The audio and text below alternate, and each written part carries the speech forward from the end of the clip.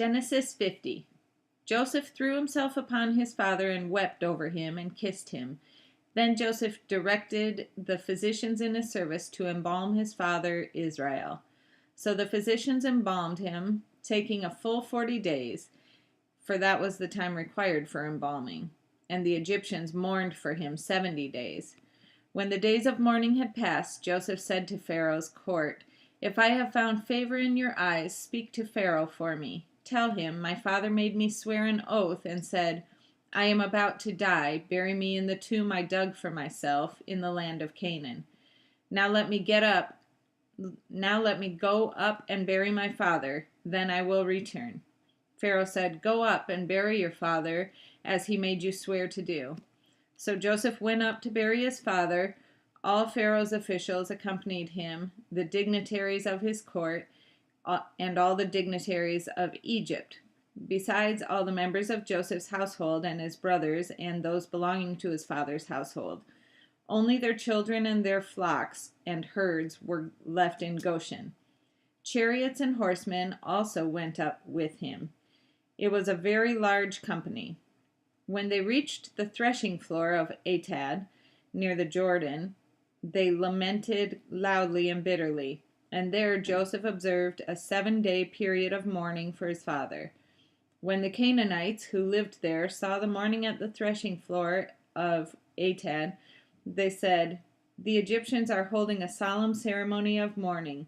That is why that place near the Jordan is called Abel Mizraim. So Jacob's sons did as he had commanded them. They carried him to the land of Canaan and buried him in the cave in the field of Machpelah near Mamre, which Abraham had bought as a burial place from Ephron the Hittite along with the field. After burying his father, Joseph returned to Egypt, together with his brothers and all the others who had gone with him to bury his father. When Joseph's brothers saw that their father was dead, they said, "What if Joseph holds a grudge against us and pays us back for all the wrongs we did to him?" So they sent word to Joseph, saying, "Your father left these instructions before he died. This is what you are to say to Joseph. I ask you to forgive your brothers the sins and the wrongs they committed in treating you so badly. Now please forgive the sins of the servants of the God of your father."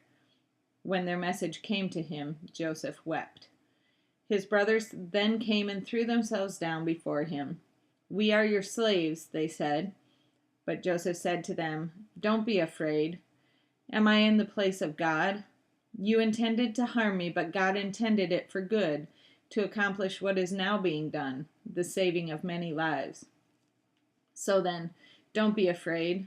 I will provide for you and your children." And he reassured them and spoke kindly to them. Joseph stayed in Egypt along with all his father's family. He lived 110 years and saw the third generation of Ephraim's children. Also the children of Machir, son of Manasseh, were placed at birth on Joseph's knees. Then Joseph said to his brothers, "I am about to die, but God will surely come to your aid and take you up out of this land to the land he promised on oath to Abraham, Isaac, and Jacob." And Joseph made the sons of Israel swear an oath and said, "God will surely come to your aid, and then you must carry my bones up from this place." So Joseph died at the age of 110, and after they embalmed him, he was placed in a coffin in Egypt.